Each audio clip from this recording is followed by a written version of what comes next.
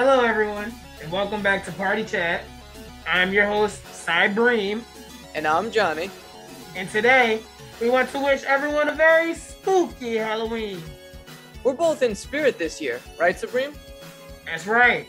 My costume didn't come in time, so I'm winging it today.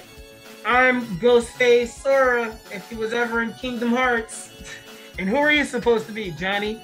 I'm Jughead from Riverdale, which was an idea that was a lot funnier in my head. It's all good.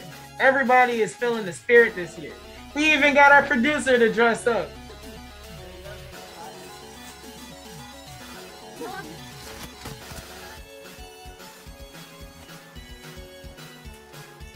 Today, we wanted to take the time out, teach you guys all about the scary side of gaming.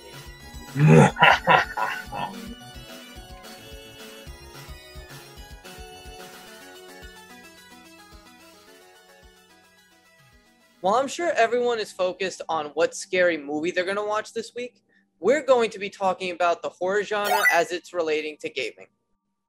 Let's start with a bit of history like we always do. Horror and gaming started very rudimentary back in the 80s. During the Atari and the NES generation, these games were mainly licensed movie remakes like Halloween, Friday the 13th, and Texas Chainsaw Massacre. This decade also gave us the birth of classic series like Castlevania and Metroid.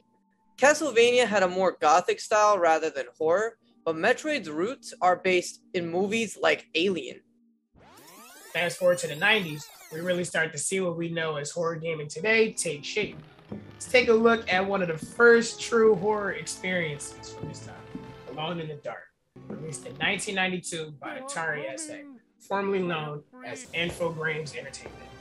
Alone in the Dark allows you to explore a haunted mansion, coupled with 3D graphics, a fixed camera angle, and guns that kill zombies. Now, Supreme, doesn't this sound kind of familiar? Well, it should. Alone in the Dark helped inspire one of gaming's biggest franchises. Can you guess what it is? Resident Evil. Resident Evil has gone on to be a massive series throughout all of media. It went to movies, TV shows, animations, you name it, Resident Evil likely covered it. It was a game that shook people to their core. The mansion, the puzzles, lack of ammo, the health, all held build tension. And don't even get me started on the horrible voice acting, which was just as terrifying. Hey, what's going on? Jill? Is that you, Jill? What happened? Barry, help me, please. The door won't open. Quick! Stay away from the door, Jill. I'm gonna kick this door down. Hurry! This way! Oh, Barry! That was too close. You were almost a Jill sandwich. And we can't talk about horror games without mentioning another notable addition to the genre, Silent Hill. Silent Hill, that was developed by Konami in 1999, during a time when they had a much better understanding of the hardware that they were working with. And in contrast to Resident Evil, Silent Hill took place in an abandoned town, featuring a dynamic camera that followed the player. And don't worry, it didn't skip out on the creepy ass enemies either. Pyramid Head still scares me to this day.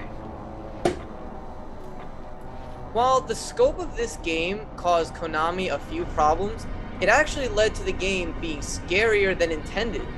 They included heavy fog all the time, so that it would obscure the player's view of the environment, so that unused pieces of the map can unload without being seen. This tactic is still used in gaming today for better or for worse. We're still looking at you, Transit.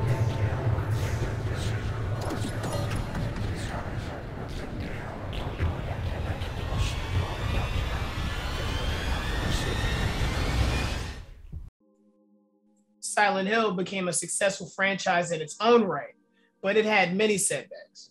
In 2014, we got a small tease for the next installment, Silent Hills, with an S. Konami released a playable teaser for the game, and is still considered one of the scariest games to date. However, after the falling out between Konami and the director of the project, Hideo Kojima, the game was sadly scrapped with PT being removed from the PlayStation Store entirely. Now, there is still some hope for the series, with rumors circulating around its return sometime soon. However, at the moment, PT will remain a brief but frightening moment in gaming history. So, Johnny, with all that we've discussed so far, would you say that games compare to movies and how scary they can be? I'm glad you asked, because there's actually reason to believe that horror games are actually scarier than films. There aren't many studies on this topic, but the ones available indicate that because games are such an interactive experience, it leads the player to feel more immersed in the game's world. Instead of watching somebody walk through a mansion, you're the one walking through it. So basically, what you're saying is, these games have the potential to scare the out of you.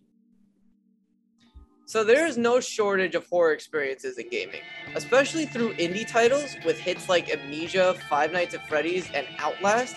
There's always going to be something new to look forward to. Indeed. In the words of one of my horror idols, we hope you guys and gals had a spooky afternoon.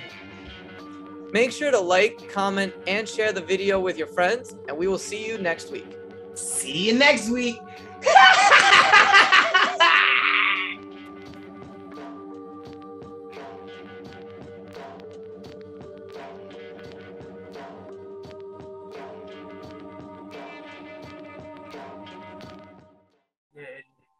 Super pause.